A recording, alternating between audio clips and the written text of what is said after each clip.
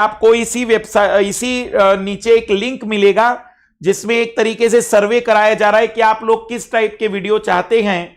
तो अगर आप चाहे तो अपना फीडबैक भी इसके नीचे जो लिंक है उसमें दे सकते हैं, और इसके नीचे जो लिंक है वहीं से आप हमारे कोर्स को भी जान सकते हैं कि कोर्स कौन सा हमारा चल रहा है। तो सीधा एडमिशन आप यहां से भी ले सकते हैं। आइए शुरुआत करते हैं आज के क्लास की। सबसे पहले तो मैं आपको बता दूं, इस शब्द का मतलब समझ लीजिए। नौवहन प्रणाली की परिभाषा बता रहा हूं मैं। एक ऐसी प्रणाली जो पृथ्वी पर किसी भी चल अचल वस्तु की स्थिति तथा उसके स्थिति में होने वाले परिवर्तन को सटीक समय पर, रियल टाइम पर, उसी समय पर बता दे, ऐसी प्रणाली को नौवहन प्रणाली कहा जाता है। नेविगेशन सिस्टम मींस किसी भी लिविंग नॉन लिविंग की, हम कह सकते हैं कि चल अचल का मतलब हुआ कि उसकी गतिमान अवस्था या स्थिर अवस्था के बारे में रियल टाइम में ही हमें बता दे, हम कहेंगे कि वहां पर नौवहन प्रणाली के द्वारा काम हुआ है। इसका सामान्य सा अर्थ यह है, जैसे जिस समय मैं इस कमरे में चल रहा हूं और इस कमरे में जब मेरा मूवमेंट हो रहा है बिल्कुल उसी समय आप उसे देख सके लाइव, तो हम कहेंगे कि कहीं ना कहीं नेविगेशन का ही यहां पर भी काम हो रहा है। तो पृथ्वी पर किसी भी लिविंग नॉन लिविंग, जैविक अजैविक वस्तु की चल अचल स्थिति का रियल समय पर ज्ञात करना, चल अचल स्थिति को रियल समय पर ज्ञात करना नौवहन प्रणाली कहा जाता है, या जिस प्रणाली के अंतर्गत यह होता है उसे नौवहन प्रणाली कहते हैं। नेविगेशन सिस्टम कहते हैं। नेविगेशन सिस्टम के बारे में याद रखिएगा, नौवहन प्रणाली एक बहुत ही बड़ा अभियान, बहुत बड़ा प्रोजेक्ट होता है, क्योंकि इस प्रणाली के विकास के लिए बहुत बड़ी संख्या में उपग्रहों की आवश्यकता होती है। एक दो उपग्रहों से यहां कुछ नहीं होगा, यहां एक उपग्रहों की श्रृंखला भेजनी पड़ती है। उन उपग्रहों की श्रृंखला के भी विशेष नामकरण होते हैं और इसी कारण से इनके भी नामकरण रखे जाते हैं। आइए शुरुआत करते हैं नौवहन प्रणाली बिल्कुल जीरो से। नेविगेशन सिस्टम, नौवहन प्रणाली। नेविगेशन एक ऐसी प्रणाली होती है जो पृथ्वी पर सजीव और निर्जीव की चल और अचल स्थिति को ज्ञात करने में मदद करती है या ज्ञात करती है, नेविगेशन कहलाता है। नेविगेशन प्रणाली को विकसित करने के लिए उपग्रहों की एक श्रृंखला प्रक्षेपित की जाती है जो एक साथ किसी स्थान या किसी क्षेत्र विशेष का चित्र प्रस्तुत कर सकती है। जो एक साथ किसी स्थान मतलब पूरी की पूरी पृथ्वी का या किसी भी क्षेत्र का वह चित्र प्रस्तुत कर सकती है। वह नेविगेशन प्रणाली सबसे बेहतर मानी जाएगी जिसमें एक साथ तीन उपग्रह किसी स्थान पर उपस्थित होते हैं। नेविगेशन प्रणाली वो अच्छी है जिसमें एक साथ तीन उपग्रह होंगे, क्योंकि एक उपग्रह उसकी लोकेशन ट्रैक करेगा, एक उपग्रह उसके चेंजेस को ट्रैक करेगा और एक उपग्रह उसके टाइम को बताएगा। जब इन तीनों का मिक्स कर देंगे तब हम एग्जैक्टली बता सकेंगे कि एग्जैक्टली क्या हो रहा है, वह समय के साथ अपनी स्थिति बदल रहा है या नहीं बदल रहा है, कैसी बदल रहा है, किस रफ्तार से बदल रहा है। इसलिए नेविगेशन प्रणाली वो अच्छी है जहां एक साथ एक स्थान के लिए तीन उपग्रह तो ही होंगे। तो हम देखेंगे कि एक स्थान पर जब आप तीन उपग्रह न्यूनतम रखेंगे तब हम उस स्थान के बारे में सही और सटीकता से बता सकते हैं। नौवहन प्रणालियां दो प्रकार की होती है। नेविगेशन सिस्टम दो टाइप के हैं, एक कहलाते हैं वैश्विक, एक कहलाते हैं वैश्विक ग्लोबल, एक कहलाते हैं वैश्विक ग्लोबल और एक कहलाते हैं क्षेत्रीय स्थानिक, जिन्हें हम कह सकते हैं कि रीजनल। ग्लोबल अगर बनाना है तो ग्लोबल का मतलब क्या, आप पूरी पृथ्वी को हमेशा अपनी निगाह में रखना चाहते हैं। ग्लोबल का मतलब है कि आप पूरी पृथ्वी पर निगाह रखना चाहते हैं, पूरी पृथ्वी पर कैमरे लगाना चाहते हैं, पूरी पृथ्वी को देखना चाहते हैं, पूरी पृथ्वी पर होने वाले बदलाव, पूरी पृथ्वी पर लोगों की गतिविधियों पर ध्यान रखना चाहते हैं, उसे कहेंगे वैश्विक। ये एक तरीके से ऊपर लगे हुए कैमरे हैं। जैसे हमारे जमाने में या पुराने जमाने में लोग कहते थे कि ऊपर वाला देख रहा है, तो आज के जमाने में आप कहेंगे कि जीपीएस देख रहा है। जीपीएस नहीं तो वैश्विक प्रणालियां देख रही हैं और फिर कुछ जगहों पर जो केवल एक निश्चित क्षेत्र तक ही फोकस रखते हैं, जैसे जो भारत पर ही देखना चाहते हैं, जो केवल जापान को ही देखना चाहते हैं, जो केवल एक विशिष्ट भाग को देखना चाहते हैं, उन्हें कहेंगे कि वो क्षेत्रीय नौवहन प्रणाली का हिस्सा होगा। तो जो पूरी पृथ्वी पर निगरानी रखेंगे वह वैश्विक प्रणालियां हैं, जो किसी एक विशिष्ट क्षेत्र पर निगरानी रखेंगे वो क्षेत्रीय प्रणालियां हैं। आइए देखते हैं क्या स्पेशलिटी होती है, क्या खासियत इनमें होती है। इस प्रकार वैश्विक वाले में आ रहा है, इस प्रकार की नौवहन प्रणाली में उपग्रहों का संयोजन कुछ इस प्रकार से किया जाता है कि एक साथ पूरी पृथ्वी का चित्र प्रस्तुत किया जा सकता है। इस प्रकार के नेविगेशन में अधिक उपग्रहों की आवश्यकता होती है। मैं रिपीट कर रहा हूं, वैश्विक प्रणाली को विकसित करने के लिए हम ऐसे उपग्रहों को अरेंज करेंगे कि एक साथ पूरी पृथ्वी का चित्र बनेगा। और इस प्रकार की प्रणाली अगर आपको विकसित करनी है तो उपग्रहों की संख्या बहुत ज्यादा लगेगी, न्यूनतम 24 उपग्रह लगेंगे। 24 उपग्रह, रूस का जो ग्लोनास है उसका चित्र दिखा रहा हूं मैं, 24 उपग्रह लगेंगे जैसे। और यह जो उपग्रह होंगे ये मियो की कक्षा में भेजे जाएंगे, मियो की कक्षा में ये जो उपग्रह होंगे ये मियो की कक्षा में भेजे जाएंगे। वर्तमान में कई देशों में इस प्रकार के नेविगेशन है। जीपीएस अमेरिका का है, ग्लोबल पोजिशनिंग सिस्टम, ये अमेरिका का है। वैसे फिर ग्लोनास का भी फुल फॉर्म है, ये रूस का है। गैलीलियो ये यूरोप का है और बाइडू ये चीन का है। तो ऐसे वैश्विक प्रणालियां इस समय 4 हैं। अमेरिका की जीपीएस हैं, गैलीलियो यूरोप की हैं, ग्लोनास रूस की हैं और बाइडू चीन की हैं। इन चारों के पास वैश्विक प्रणालियां हैं, इन चारों के पास वैश्विक प्रणालियां हैं। इनमें से मैं जो आपको प्रणाली दिखाने जा रहा हूं वो रूस की प्रणाली है। ग्लोनास को मैं दिखाने जा रहा हूं, ये ग्लोनास है। इस तरीके से 24 सैटेलाइट होते हैं, इस तरीके से 24 उपग्रह होते हैं। देखना एक चक्र में 8 उपग्रह लगाए गए हैं, 8 देखिएगा, 1 2 3 4 5 6 7 और 8। तो ऐसे 8 उपग्रहों की एक श्रृंखला, फिर 8 उपग्रहों की एक श्रृंखला, 8 उपग्रहों की एक श्रृंखला। हरे रंग के 8 हैं, लाल रंग के 8 हैं, नीले रंग के 8 हैं। ऐसे 8-8 उपग्रहों का जो पूरा सर्कल बनेगा, तो आप देखना किसी एक जगह पर आपको हमेशा 3 उपग्रह निगाह रखने के लिए मिलेंगे। किसी एक जगह पर 3 उपग्रह निगाह रखने के लिए मिलेंगे, तब हम कहेंगे कि एक बेहतरीन नौवहन प्रणाली यहां बन सकती है। तो नेविगेशन सिस्टम वो बढ़िया होगा जहां किसी एक जगह के लिए 3 उपग्रह मिलेंगे। और नेविगेशन प्रणाली में जब वैश्विक नेविगेशन प्रणाली आपको बनानी होगी तो याद रखिएगा 24 उपग्रह न्यूनतम लगेंगे, और ज्यादा है तो बेटर है, पर न्यूनतम 24 उपग्रहों की आवश्यकता होती है। क्या इस चित्र से अब आपको आइडिया लग गया है? इस चित्र से दिमाग में क्लैरिटी आ चुकी होगी कि कैसे पूरी पृथ्वी का चित्र बना रहा है। आप देखो ना, वो कहीं पर भी रहे, जब वो घूमेंगे तो पूरी पृथ्वी का चित्र कभी भी तैयार रहेगा। वो जब भी मूव करेंगे, किसी भी टाइम पर, किसी भी समय पर आप पूरी पृथ्वी पर निगाह रख सकते हैं। मियो की कक्षा में हमें 24 उपग्रहों को भेजना पड़ता है। बिल्कुल हम आ रहे हैं पुष्पेंद्र, भारत का कौन सा नौवहन प्रणाली, हम उसी पर आ रहे हैं, हम घबराओ नहीं।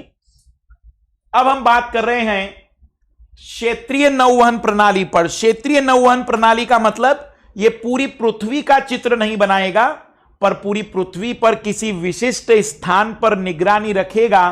तो हम उसे कहेंगे कि वो क्षेत्रीय नौवहन प्रणाली होगी, इस प्रकार की नौवहन में उपग्रहों का संयोजन शब्द पर ध्यान देना, कॉम्बिनेशन, संयोजन कुछ इस प्रकार से किया जाता है कि उपग्रह किसी एक विशेष क्षेत्र का चित्र प्रस्तुत करते हैं। सामान्यतः इसमें उपग्रहों की संख्या कम की आवश्यकता होती है, और इसे जियो की कक्षा में स्थापित करते हैं। देखना जियो की कक्षा में हम स्थापित क्यों करेंगे, जियो की कक्षा में हम इसे स्थापित क्यों करेंगे? अगर एक सिंपल सी बात हम आपसे कहें तो जियो की कक्षा में इसे इसलिए स्थापित किया जाएगा, जियो की कक्षा में इसे इसलिए स्थापित किया जाएगा क्योंकि आप ध्यान से सोचिए, अगर मान लेते हैं कि हमें मान लेते हैं कि भारत पर 9 हमें निगरानी रखनी है, तो मियो की कक्षा में उपग्रह की गति और पृथ्वी के घूर्णन की गति बदलेगी। तो इसका मतलब कभी भारत दिखेगा, कभी भारत नहीं दिखेगा। लेकिन अगर हम गरीब लोग हैं, हम कुछ ही उपग्रहों में सारा काम करना चाहते हैं, तो हमें उसे जियो की कक्षा में भेजना पड़ेगा। और उसका बेनिफिट क्या होगा? जितना वो उपग्रह जियो में घूमेंगे, पृथ्वी भी उतनी घूमेगी, फिर वो उपग्रह और घूमेगा, फिर पृथ्वी भी घूमेगी। तो पृथ्वी के घूमने की गति और उपग्रह के घूमने की गति बराबर होगी, तो हमेशा वो पृथ्वी में उस विशिष्ट स्थान के सापेक्ष में स्थिर रहेगा और हमेशा उस पर निगरानी रखेगा। तो जो लोगों के क्षेत्रीय नौवहन प्रणालियां होती हैं, वो क्यों जियो में भेजते हैं? क्योंकि उन्हें उस विशिष्ट स्थान पर 24 घंटे निगरानी रखनी है। तो हमें कुछ ऐसा कक्षा चाहिए जहां पर उस उपग्रह के घूमने की गति और पृथ्वी के घूर्णन की गति समान होगी।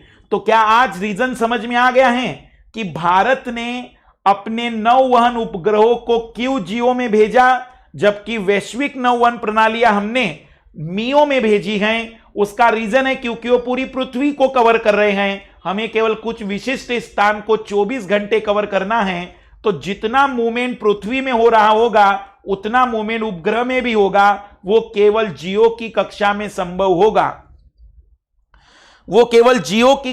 संभव होगा। जैसे भारत में इसी प्रकार का भारत की नौवहन प्रणाली है। भारत का नेविगेशन इसी प्रकार का नेविगेशन है जिसे नेविगेशन विथ इंडियन कंसल्टेशन कहते हैं।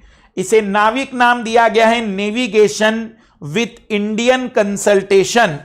नेविगेशन में NA फिर विथ इंडियन कंसल्टेशन, तो इंडियन और फिर नाविक में हम कह सकते हैं कि इंडियन कंसल्टेशन, नाविक विथ की जगह पर नेविगेशन में NAV, navigation with Indian consultation. तो हम कह सकते हैं कि NAV का मतलब है नेविगेशन, I का मतलब है इंडियन और C का मतलब है consultation. So navigation with Indian consultation. ऐसे जापान का भी है QZSS। ये जापान का रीजनल नेविगेशन सिस्टम है, क्षेत्रीय नौवहन प्रणाली है। ऐसी नौवहन प्रणालियां जापान की हैं, भारत की हैं। तो इस प्रकार की जो नौवहन प्रणाली है, नेविगेशन प्रणाली है, उसे हम कहेंगे कि वो क्षेत्रीय नौवहन प्रणाली है, जो किसी एक विशिष्ट क्षेत्र का चित्र प्रस्तुत करेगा। आप देख सकते हैं कि इस चित्र में ये भारत की नौवहन प्रणाली है। 7 उपग्रह हमने भेजे हैं इसके लिए। ये 7 उपग्रह में आप देख सकते हैं कि ये 3 उपग्रह हैं, ये 3 उपग्रह हैं इस तरीके से, और 4 उपग्रह आप देख सकते हैं। ये सभी उपग्रह जियो की कक्षा में हैं और इन सबका फोकस ये भारत का रीजन है। ये भारत के उस क्षेत्र को कवर करता है। लगभग आप देख सकते हैं कि ये इतने क्षेत्र को कवर करेगा। तो इतने क्षेत्र में जो भी हलचल होगी, जो भी मूवमेंट होगी, इसको ये बता सकता है। तो जियो की कक्षा में जब आप कम उपग्रहों में काम करते हैं तो उसे रीजनल कहेंगे, क्योंकि वो पूरे पृथ्वी का नहीं, केवल विशिष्ट किसी हिस्से का ही चित्र प्रस्तुत करता है। तो क्या आपको अब आइडिया लग रहा है कि वो कैसा था और ये कैसा है? अब उसमें आप एक और बात समझिएगा इसके बारे में। भारत के नाविक के बारे में बता रहे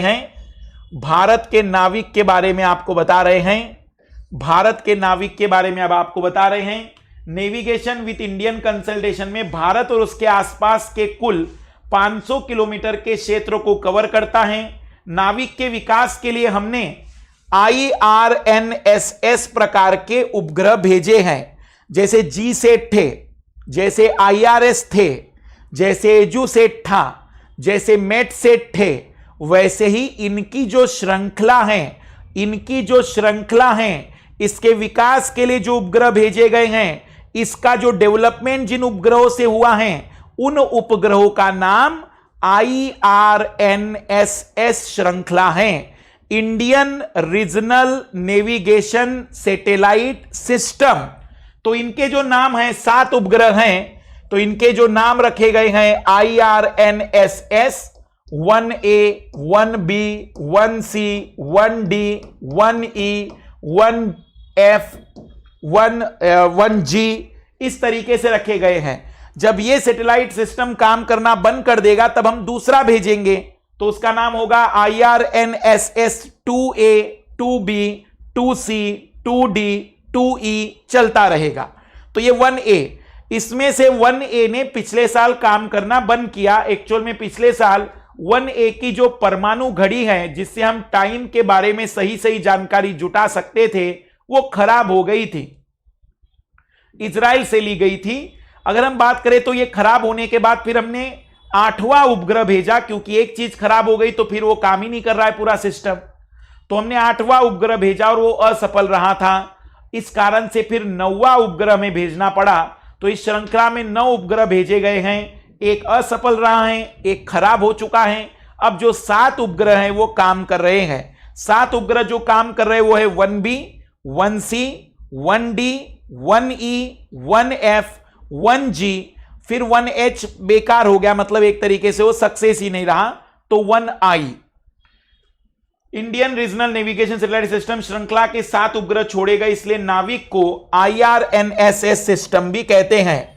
मेरे लाल और लालियों को कई बार तकलीफ आती होगी, कभी नाविक कह रहा है, कभी IRNSS कह रहा है, तो मैं रिपीट कर रहा हूं, नाविक इस पूरे तंत्र का नाम है, पूरे तंत्र का नाम है। उस नाविक को बनाने वाले उपग्रहों का नाम IRNSS है।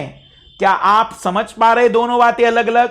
नाविक का मतलब है पूरा तंत्र, पूरा सिस्टम, और उस सिस्टम को बनाने वाले उपग्रहों का नाम है IRNSS। क्या दोनों शब्द क्लियर हो चुके हैं? पिछले वर्ष IRNSS 1A की परमाणु घड़ी खराब होने के कारण IRNSS 1H को प्रक्षेपित किया गया, लेकिन असफल प्रक्षेपण के कारण 2018 में 12 अप्रैल को IRNS 1I को प्रक्षेपित किया जा चुका है। तो हम कहेंगे कि अब हमारे पास 1I भी आ चुका है। अब ये पूरा सिस्टम काम कर रहा है, ये पूरा सिस्टम अब वर्क कर रहा है। आगे बढ़ते हैं और पहले आपके डाउट देख लेते हैं, फिर आगे बढ़ते हैं। इसके आगे की बातचीत क्या है? असफल रहा A1 की परमाणु बिल्कुल 1500 किलोमीटर,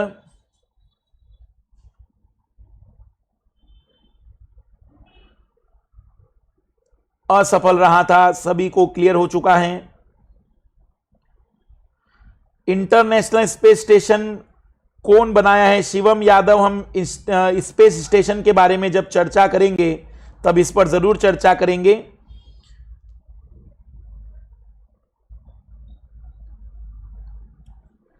हिंदी ऑप्शनल की क्लास चल रही होगी अब्दुल, हिंदी ऑप्शनल के बारे में शायद सर सुनील सर बता पाएंगे आपको ज्यादा बेटर। अब मेरी बात ध्यान से सुनिएगा, ये जो भारत का नेविगेशन सिस्टम हमने बनाया, भारत की नौवन प्रणाली बनाई, इससे हमें 2 टाइप की सर्विस मिलने वाली है। एक है SPS, स्टैंडर्ड पोजीशन सर्विस, और रेस्ट्रिक्टेड सर्विस RS। 2 प्रकार की सर्विस हमें इससे मिलेगी, स्टैंडर्ड पोजीशन सर्विस और रेस्ट्रिक्टेड सर्विसेस।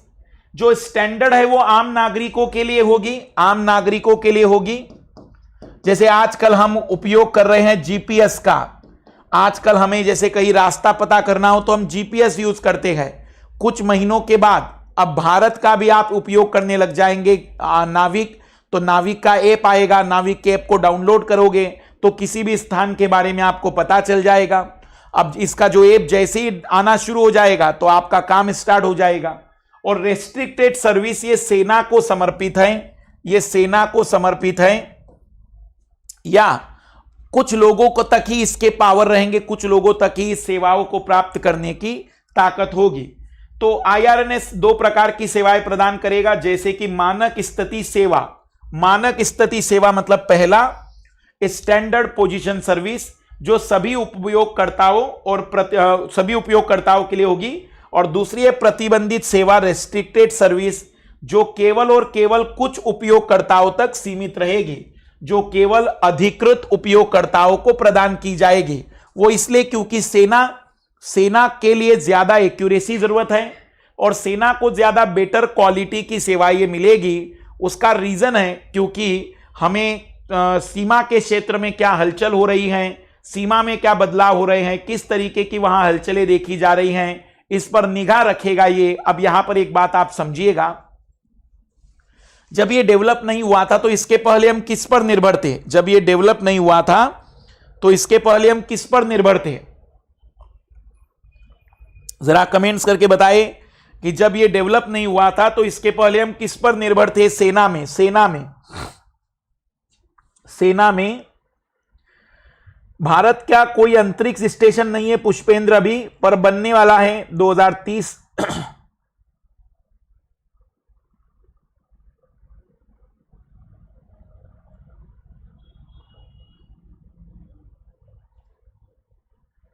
इसके पहले हमारी निर्भरता किसकी थी? संदीप का है ग्लोनास। सेना के लिए हम किसकी निर्भरता पर निर्भर थे? सेना के लिए हम किस नौवहन प्रणाली को उपयोग करते थे? संदीप को ग्लोनास लग रहा है, अभिमन्यु अमेरिका का जीपीएस, पुष्पेंद्र को भी जीपीएस। आरएस प्री के लिए जोधपुर में आएंगे, कृष्ण यादव अब नहीं आ पाएंगे। दीपक अमेरिका, रशिया, राडार, अमेरिका, रूस, अमेरिका जीपीएस, बहुत बढ़िया। मतलब अगर ये सवाल ऑब्जेक्टिव में आता तो शायद कई लोगों का आंसर गलत हो जाता। अब मेरी बात ध्यान से सुनना, आप लोगों को पता है कि भारत और अमेरिका के संबंध अब ठीक ठाक हुए हैं। अब 1999 के बाद संबंधों में सुधार आया है, तो आज संबंध अच्छे हैं। हमारा मित्र अमेरिका पहले से नहीं रहा है। तो आप खुद सोचिए कि हमारी मित्रता लंबे समय तक जिससे रही। देखो, ये जो काम होते हैं ना, सेना के, सुरक्षा के, सामरिक मुद्दों पर हम कभी भी उन जगहों पर उन लोगों के साथ बातचीत नहीं कर सकते हैं जो अभी अभी हमारे नए मित्र बने हैं। रशिया का ग्लोनास, रूस का ग्लोनास हमारी मदद करता था इसके पूर्व, लेकिन जिस तरीके से वैश्विक सिनेरियो बदल रहे हैं, जिस तरीके से वैश्विक स्थितियों में परिवर्तन आ रहे हैं, हमारी अमेरिका के साथ नजदीकियां बढ़ रही हैं, तो हमें एक डर भी होता है कि बहुत क्या होता है। जैसे आप एक इसका उदाहरण देखो, व्यवहारिक उदाहरण देखो। जैसे आपका कोई पुराना मित्र था, फिर आप किसी नए शहर में गए, आपका कोई नया मित्र बना, तो ऐसी सिचुएशन में पुराने मित्र को आपकी कमजोरियां पता हैं, और कहीं ऐसा ना हो कि पुराने मित्र को लगे कि नए मित्रों के कारण पुराने मित्रों को भूल गए हैं, तो हो सकता है फिर वो आपको नुकसान भी पहुंचा सकता है। इस कारण से एक डर बना रहता है भारत के मन में भी कि हमारी पुरानी सारे रिकॉर्ड उनके पास हैं। तो पहले हम ग्लोनास पर निर्भर थे, लेकिन ये खतरनाक है, कभी भी निर्भरता होना नहीं चाहिए। इस कारण से धीमे धीमे भारत ने इसे विकसित किया। आईआरएन सिस्टम से प्राथमिक सेवा क्षेत्र में 20 मीटर से अधिक की स्थिति सटीकता से प्रदान करने की उम्मीद है। इसका मतलब समझना, हमारे इस नाविक के द्वारा जब कोई लोकेशन ट्रैक की जाएगी, जैसे जीपीएस में क्या होता है, आपने लोकेशन ट्रैक की, बाद में आपको पता चला कि वो जगह यहां नहीं 2 किलोमीटर दूर थी, क्योंकि जीपीएस में ऐसा हो जाता है। पर हमारे नाविक की एक्यूरेसी मानी जा रही है 20 मीटर की, कि अगर किसी जगह पर लोकेशन बता दी तो ज्यादा से ज्यादा 20 मीटर के दायरे में जितना एरिया आएगा वही आसपास में ही वो स्थान होगा। तो इसकी एक्यूरेसी काफी अच्छी रहेगी। सेना के लिए इसकी एक्यूरेसी 5 मीटर की रखी गई है। इसका मतलब सेना ने अगर कोई लोकेशन ट्रैक की तो बिल्कुल 5 मीटर के आसपास में ही दायरा पता चल जाएगा। तो नाविक का विकास होना जरूरी था, और खास करके नागरिकों के लिए ना सही, लेकिन सेना के लिए तो बहुत जरूरी था। पर नागरिकों के लिए भी इसलिए जरूरी है क्योंकि जीपीएस जब हम यूज करते हैं तो हमारी लोकेशन कोई दूसरा व्यक्ति ध्यान रख रहा है, हमारी लोकेशन का रिकॉर्ड उसके पास रख रहा है, तो कहीं ना कहीं आने वाले समय में भारतीय नागरिकों के लिए खतरनाक हो सकता था। आईआरएनएस के क्या क्या अनुप्रयोग हम उपयोग करेंगे, इस सिस्टम के नाविक के क्या क्या यूज हम करेंगे, तो इस सिस्टम के यूज आपके इसरो ने बताए हैं। स्थलीय, हवाई और समुद्री नौवहन प्रणाली में मदद होगी, मतलब सड़कों पर हम इसका उपयोग कर सकेंगे, हवाई यात्रा के लिए इसका उपयोग कर सकेंगे और समुद्र में भी हम इसका उपयोग कर सकेंगे। आपदा प्रबंधन को ज्यादा सटीकता से कर पाएंगे, क्योंकि हम जब निगरानी रखेंगे तो हमें पता चलेगा कि कहां आपदा का प्रभाव ज्यादा कहां कम है। वाहन ट्रैकिंग और बेड़े प्रबंधन, मतलब वाहनों की ट्रैकिंग की जा सकेगी कि ये वाहन जो एक्सीडेंट करके गया होगा उसको ट्रैक किया जा सकता है। जो बेड़े होते हैं उनको मैनेज किया जा सकता है। मोबाइल फोन के साथ एकीकरण, मतलब मोबाइल फोन के साथ जब कनेक्ट हो जाएगा तो हमें मोबाइल की डेंसिटी, मोबाइल के साथ जो भी हम यूज कर सकते हैं सारी बातों का आइडिया लगेगा। और सटीक समय, जैसे आप जब मोबाइल सेट करते होंगे तो जीपीएस का टाइम भी यूज होता होगा, तो आप जिस जगह पर है वहां का टाइम अपने मोबाइल में अपने आप आ जाता है। तो वैसे हमारे नाविक के द्वारा हम सटीक टाइम निकाल पाएंगे, क्योंकि इसमें परमाणु घड़ी है। मैपिंग और जियोडेटिक डाटा कैप्चर, मैपिंग और जिस प्रकार से ज्योग्राफिकल डाटा होते हैं उसको हम यूज कर पाएंगे इसमें। यात्रियों के लिए स्थलीय नौवहन प्रणाली की सहायता, ड्राइवर के लिए यह दृश्य और आवाज, मतलब चित्र भी दिखाएगा और आवाज, जैसे अभी जीपीएस में होता है बिल्कुल वैसा ही सिस्टम हम इसमें नाविक में भी डेवलप करने जा रहे हैं। तो इसके बहुत सारे यूज हम कर सकते हैं, इसके बहुत सारे उपयोग हम कर सकते हैं। इसी कारण से हम ये कह सकते हैं कि भारत के लिए नाविक बहुत महत्वपूर्ण है। साथ ही साथ इसके विकसित होने के कारण भारत की सैन्य सेवाओं के लिए ग्लोनास पर निर्भरता कम हो जाएगी, ग्लोनास पर निर्भरता कम अथवा समाप्त हो जाएगी। लेकिन कोई तो होगा जो इस सिस्टम को खराब कह रहा होगा, कोई तो होगा जो इस सिस्टम की बुराई कर रहा होगा। आइए जानते हैं। भारत ने जब इस प्रकार का सिस्टम डेवलप किया तो कई विकसित देशों ने भारत के सिस्टम की आलोचना की। किन बिंदुओं पर? देखो, ये जो सिस्टम हमने डेवलप किया है, इन सिस्टम के जो भी सेवाएं हैं उसके एवज में कोई आर्थिक लाभ नहीं मिलेगा भारत को। जैसे मान लो कि आपने कोई भी दूरसंचार उपग्रह भेजा होता, तो आप उसके एवज में मोबाइल संचार, टेलीविजन संचार, रेडियो संचार, तो उससे आर्थिक आय होती। या भारत ने अगर आईआरएस भेजा होता, दूर संवेदी उपग्रह भेजे होंगे, तो उससे फोटोग्राफ खींचकर विदेशों को भेज सकते थे। लेकिन इस प्रणाली में जो भी कुछ होगा उससे कुछ नहीं मिलने वाला। मुझे बताओ, जीपीएस का तुम लोग यूज करते हो तो क्या कोई जीपीएस को पैसा देता है? नहीं ना। इसका मतलब कि आप जो प्रणाली ये विकसित कर रहे हो ये तो पूरी फ्री ऑफ कॉस्ट वाली सेवाएं हैं। तो इतना खर्च क्यों कर रहे हो भाई? फ्री ऑफ कॉस्ट में लोग जीपीएस से जीवन यापन कर रहे, करने दो। दूसरा, इस प्रणाली में अगर किसी एक उपग्रह की कोई एक चीज खराब हो जाए तो नया उपग्रह भेजना पड़ता है। जैसे कि अभी हमने देखा था कि परमाणु घड़ी खराब हुई तो हमें पूरा नया उपग्रह भेजना पड़ा, तो खर्चीली है, मेंटेनेंस बहुत खराब है इसका, क्योंकि मेंटेनेंस में कुछ भी खराब हुआ तो तकलीफ आ जाएगी। तीसरा, आपने नाविक के लिए आईआरएनएस तो भेज दिए, लेकिन सॉफ्टवेयर बनाना कोई सादा काम थोड़ी है। सॉफ्टवेयर बनाने का कठिन काम क्यों है? क्योंकि आप रीजनल लैंग्वेज में सॉफ्टवेयर बनाना चाहोगे, भारत के क्षेत्रीय भाषाओं में। तो समस्या यह है कि भारत के क्षेत्रीय भाषाओं में जिनके पास क्षेत्रीय भाषा का ज्ञान है उन्हें कंप्यूटर का ज्ञान नहीं, और जिन्हें कंप्यूटर का ज्ञान है उन्हें क्षेत्रीय भाषा का ज्ञान नहीं। भाषा की जटिलता भारत में बहुत बड़ा सवाल है सॉफ्टवेयर के डेवलपमेंट में। गूगल में कहीं का कहीं मीनिंग निकल आते हैं। आप जब गूगल ट्रांसलेट करते हैं तो कहीं के कई मीनिंग निकल आते हैं, क्योंकि भाषा की उतनी उत्कृष्टता उसके अंदर नहीं है। पर आपका अपना है ये, तो आप तो भाषा की उत्कृष्टता चाहेंगे। तो समस्या यह है कि आप सॉफ्टवेयर बनाएंगे कैसे, क्योंकि आपके पास अच्छा मानव संसाधन तो है ही नहीं। जो मानव संसाधन इसमें अच्छा है उसका कंप्यूटर अच्छा नहीं, जिसका कंप्यूटर अच्छा है उसका भाषा का ज्ञान अच्छा नहीं है। यहां समस्या बहुत बड़ी है। तो कई सारे लोग क्रिटिसाइज कर रहे हैं। तो क्या यह सही है कि खराब है? हम बुराई करने के बाद एक अंतिम रूप से अपना उत्तर लिखेंगे कि ठीक है, ये सारी ठीक बात हमने मान ली कि ये सस्ती या मुफ्त की सेवाएं हैं। हमने मान लिया कि ये बहुत ही खर्चीला और मेंटेनेंस वाला है। हमने मान लिया कि सॉफ्टवेयर बनाने में समस्याएं आएगी। पर यहां आपको समझना चाहिए कि हमारे सामरिक मुद्दे का विषय है, और सामरिक मुद्दे का मतलब सेना से जुड़ा हुआ, सुरक्षा से जुड़ा हुआ, सीमा से जुड़ा हुआ मुद्दा जब हो तो आर्थिक चीजों पर ध्यान नहीं दिया जाता है, क्योंकि अगर देश सुरक्षित नहीं रहेगा तो वह आर्थिक सुरक्षा, वह बाकी की सुरक्षा की संभावनाएं कैसे कर सकते हो। किसी और देश को हमारी पूरी जानकारी हो, किसी और देश की निगरानी में हम रह रहे हो, यह कैसे बेटर होगा। बहुत जरूरी था भारत के पास ऐसे सिस्टम का डेवलप होना।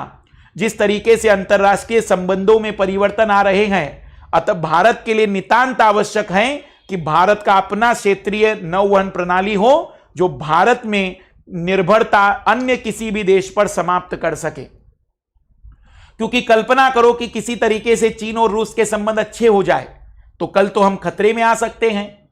इसलिए बहुत जरूरत थी कि अब हम अपने आप को मजबूत करें। और याद रखिएगा, जब तक आपकी निर्भरता रहेगी आप अपनी विदेश नीति स्वतंत्र रूप से नहीं चला सकते हैं। देखना, जो मैं समझाना चाह रहा हूं, जो लोग आज पहली बार विदेश नीति समझ पाएंगे, विदेश नीति का सामान्य सा अर्थ अपने दैनिक जीवन में ले लो। जैसे कि जब तुम छोटे थे तो माता पिता कहते थे कि इससे बात मत करो, उससे बात मत करो, वो लड़का अच्छा नहीं है, वह लड़की अच्छी नहीं है। जो भी बातें आपके पेरेंट्स कहते थे, बचपन में आपकी पेरेंट्स पर निर्भरता बहुत ज्यादा थी, तो पेरेंट्स डिसाइड करते थे कि कौन अच्छा और कौन खराब। मतलब तुम्हारी विदेश नीति स्वतंत्र नहीं थी। अब तुम थोड़े बड़े हो गए हो और अगर कमाने शुरू कर दिए होंगे तो तुम्हारी आर्थिक निर्भरता या समस्त निर्भरताएं खत्म हो गई होगी।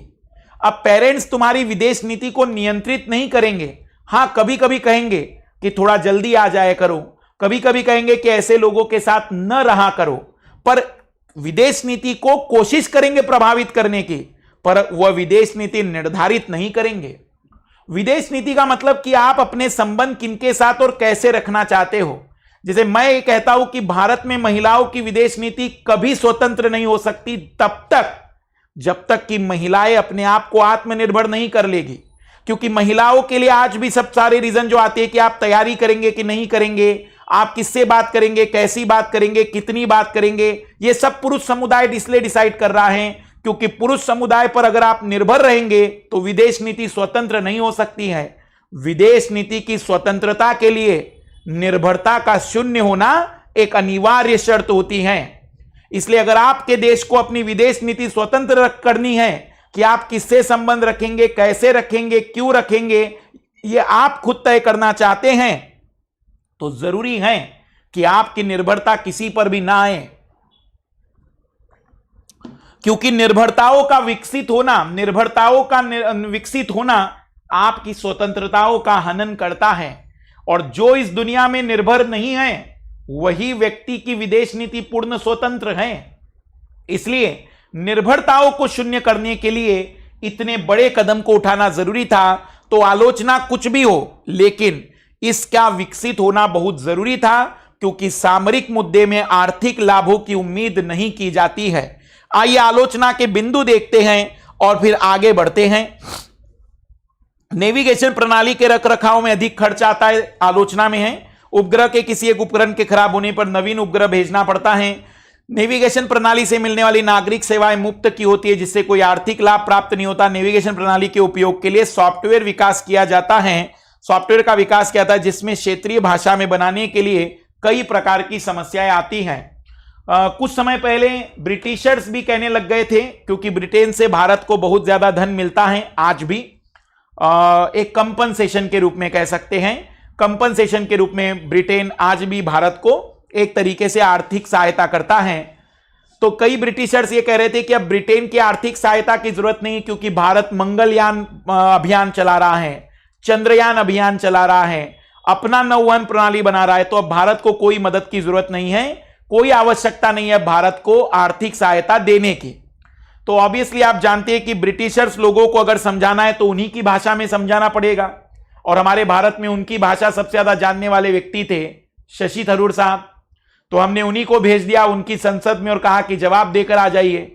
तो काफी अच्छा जवाब दिया था उन्होंने, और उन्होंने कहा था कि ये जो आप हमें सहायता प्रदान कर रहे हैं, हम पर कोई उपकार नहीं कर रहे हैं। जिस मानव अधिकारों का आप आडंबर लेकर घूमते हो, उस मानव अधिकारों का हनन आपके पूर्वजों ने जी भरकर किया है। और जो आर्थिक सहायता आप कर रहे हो वास्तव में वो केवल ब्याज हैं। अगर मूलधन की मांग करने लग जाए तो हो सकता है कि आपके देश के प्रत्येक नागरिक पर कर्ज के बोझ बढ़ सकते हैं। इतने कठोर शब्दों में नहीं, मैं थोड़ी हवाबाजी कर रहा हूं, लेकिन एक सिंपल सी बात आप ये समझिएगा कि इस सिस्टम के द्वारा हमने विश्व को यह सूचित कर दिया है कि अब हम इतने मजबूत हो चुके हैं कि हम अपनी निर्भरता को किसी के साथ व्यक्त नहीं कर सकते हैं, उपर्युक्त आलोचनाओं के बावजूद भारत का नेविगेशन तंत्र भारत में एक अलग सामरिक महत्व रखता है, जिससे भारत के सामरिक हित जुड़े हैं। साथ ही यह भारतीय नागरिकों को अधिक सटीकता से स्थिति और अवस्थिति का निर्धारण करने में मदद करेगा। तो बहुत जरूरी है, आलोचनाओं के बावजूद आप उसके बिंदुओं को संतुलित करने का प्रयास करेंगे कि कुछ भी कहे कोई भी, लेकिन भारत के लिए बहुत जरूरी था इस प्रकार के तंत्र का विकसित होना। पहले डाउट देख लेते हैं आप लोगों के।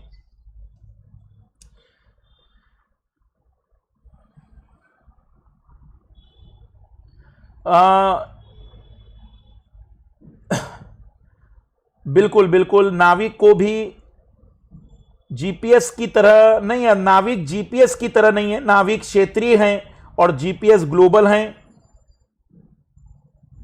यह बहुत क्लियर दिखा सकता है दुर्गेश, 20 मीटर तक की क्लैरिटी है इसकी, और सैनिक क्षेत्र में 5 मीटर तक की क्लैरिटी है। 9 नंबर का लेसन दीपक देख लो, शायद कल का 9 नंबर का लेसन होगा। कल वीकली क्विज नहीं होगा पुष्पेंद्र, शायद हम कल लेंगे एनसीईआरटी की क्लास, एनसीईआरटी क्लास 6 की क्लास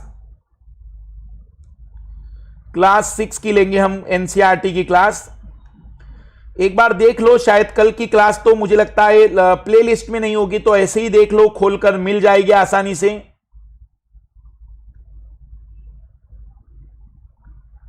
और रामजी सिंह, हम तुम्हारे कमेंट्स देख रहे हैं तुम्हारे कमेंट्स।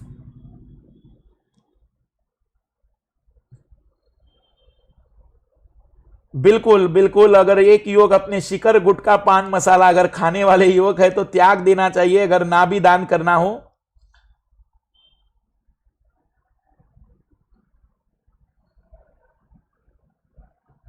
राम जी, गोल्डी लॉक्स के लिए जो हमने भेजा है वो एस्ट्रोसेट है, एस्ट्रोसेट के द्वारा हम गोल्डी लॉक्स के बारे में जान रहे हैं। कल का एनसीईआरटी का टाइम इसी टाइम पर होगा, या तो कल एनसीईआरटी होगी या क्वेश्चन वाली क्लास लेंगे हम। बिल्कुल हिस्ट्री पर भी, एनसीईआरटी में हम लगभग सभी कुछ कवर कराएंगे।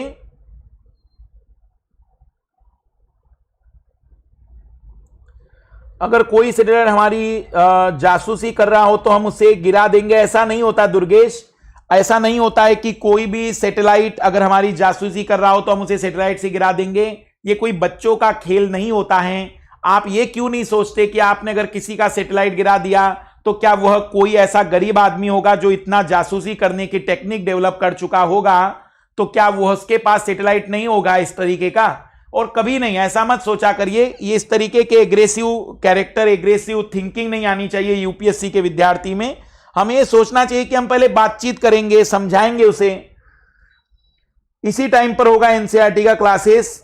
बिल्कुल, कोहरा आने पर भी ये ठीक काम करेगा, दीपक एक बार देखो, बिल्कुल वीडियो 9 होगा, उसमें सभी को दिख चुका है। धन्यवाद विशाल। ओल्ड एनसीईआरटी ने, अभी नई एनसीईआरटी पर हम बात कर रहे हैं। फिलोसॉफी बड़ा अच्छा सब्जेक्ट है, क्योंकि कोई करंट अफेयर नहीं होता, तो अच्छा सब्जेक्ट है।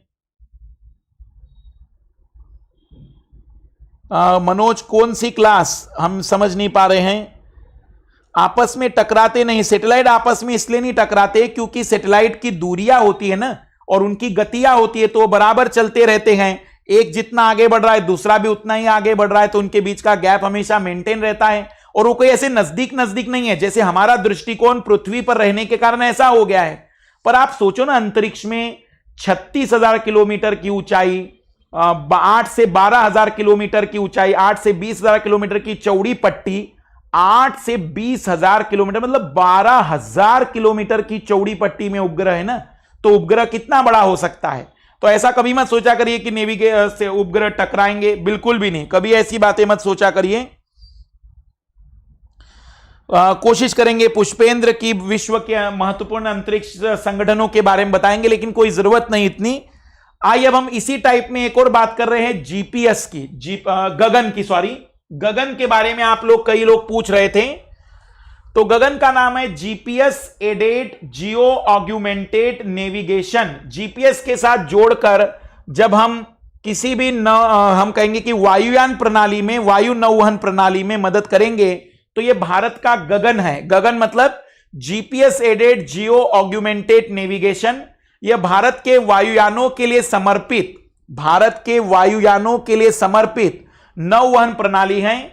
इसका विकास इसरो तथा भारतीय विमानपत्तन है, ये विमानपत्तन प्राधिकरण, भारतीय विमानपत्तन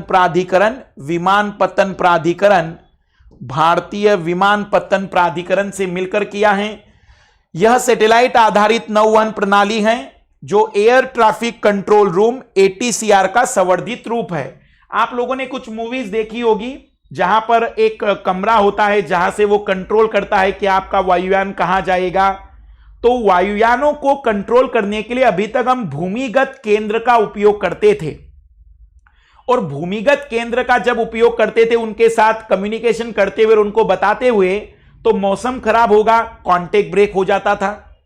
या फिर हम कहें कि कई बार हमें भूमिगत होने के कारण न्यूनतम दूरी का रास्ता समझ में नहीं आता था।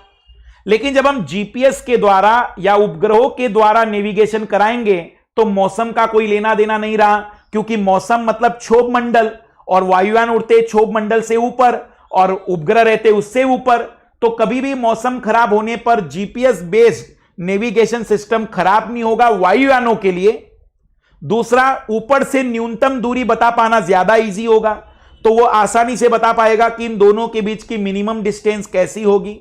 तो हम ये कह सकते हैं कि भारत ने अपने वायुयानों के लिए एक अलग से सिस्टम डेवलप किया है जिसका नाम गगन है। और इस गगन के लिए भारत ने 3 सैटेलाइट भेजे हैं, GSAT-8, GSAT-10 और GSAT-15।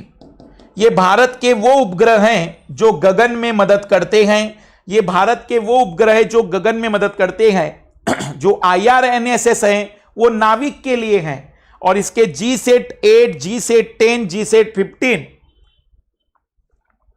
इसके लिए जियो स्टेशनरी ऑर्बिट में भेजे गए हैं।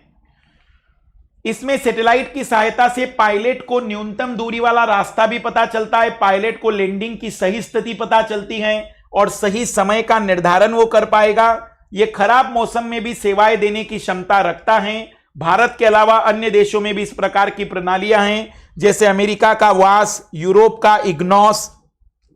अमेरिका के पास भी इस प्रकार का सिस्टम है वास नाम से, यूरोप के पास इस टाइप का सिस्टम है इग्नोस नाम से। भारत ने अपना ऐसा सिस्टम डेवलप कर दिया है गगन नाम से, और गगन के इनके साथ कांटेक्ट भी है वास के साथ, इग्नोस के साथ। तो जब यहां से किसी दूसरी जगह पर जाएगा तो वो वास से कांटेक्ट कर लेगा, फिर कहीं जाएगा तो इग्नोस से कांटेक्ट कर लेगा, फिर यूरोप वालों का होगा उनसे कांटेक्ट कर लेगा। तो इस तरीके से भारतीय वायुयानों के लिए या भारत की ओर जो वायुयान आ रहे होंगे उन लोगों के लिए भी एक बढ़िया फायदा हो जाएगा। तो पूर्ण रूप से ये केवल वायुयानों के नौवहन के लिए समर्पित है। गगन पूर्ण रूप से वायुयानों के नौवहन के लिए समर्पित है, और जो एयर ट्रैफिक कंट्रोल रूम होता था जो पृथ्वी पर स्थित होता था एयरपोर्ट के पास, उसकी तुलना में ये एडवांस है, उसकी तुलना में ज्यादा विकसित है। खराब मौसम में भी वो बेटर काम करेगा, न्यूनतम रास्ता बताएगा, सही समय बताएगा। तो गगन हमारे एयर ट्रैफिक कंट्रोल रूम से तो ज्यादा बेटर हैं। इस पॉइंट को भी याद रखिएगा, इस पॉइंट को भी याद रखिएगा कि ये सैटेलाइट की सहायता से पायलट को न्यूनतम दूरी वाला मार्ग, पायलट को लैंडिंग की सही स्थिति और समय का निर्धारण कराएगी। यह खराब मौसम में भी सेवाएं देने की क्षमता रखता है। भारत के अलावा अन्य देशों में इस प्रकार की प्रणालियां हैं, जैसे अमेरिका का वास और जो हमारे यूरोप है उसका इग्नोस, यूरोप का इग्नोस। तो इतनी बातें इसमें याद रखिएगा। ये 2 नौवहन प्रणालियां थी। एक तो नाविक है जो सभी जगह यूज होगी, और दूसरी है गगन, जो स्पेशली केवल वायुयानों के लिए बनाई गई हैं। गगन वायुयानों के लिए समर्पित है इसरो, और भारत का जो हम कहेंगे कि वायुयान पत्तन प्राधिकरण है, जो अथॉरिटी है, airport authority of India, AAI, airport authority of India, इन दोनों ने मिलकर इसको बनाया है और इसके लिए 3 उपग्रह की श्रृंखला भेजी गई है, GSAT-8, GSAT-10, GSAT-15, जिनके द्वारा इस गगन का विकास हुआ है। गगन खराब मौसम में भी काम कर सकता है। गगन की अच्छी बात है कि न्यूनतम रास्ता बता सकता है। तो बहुत सारे इसके अंदर इंपॉर्टेंट पॉइंट हैं गगन के बारे में भी। मिथुन सक्सेना, अगर आप हमसे मिलना चाहते हैं तो मुखर्जी नगर में चावला रेस्टोरेंट के आसपास आ जाइए, वहीं पर हमारा स्टूडियो है, अनअकैडमी स्टूडियो प्रभाव के नाम से ही, वहां पर आपको बोर्ड लग जाएगा। अरुण, अगर पहली क्लास है तो इसको आज पहली क्लास शुरुआत से ही देखना ज्यादा बेटर होगा। वाइड एरिया ऐसा कुछ इसका नाम है, जुल्फिकार, इसे देख लेना, वास को गूगल करके देख लेना, मिल जाएगा।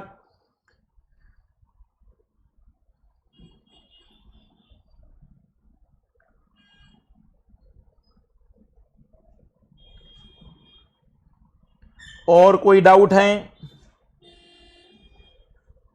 हमारे मिसाइल को गिरा सकते हैं जिससे इंडिया ने टेस्ट किया था। शक्ति परीक्षण हम इसमें नहीं पढ़ाएंगे, शक्ति परीक्षण एक्चुअली डिफेंस का हिस्सा है, इसलिए उसे डिफेंस में पढ़ाएंगे, हम डिफेंस में पढ़ाएंगे।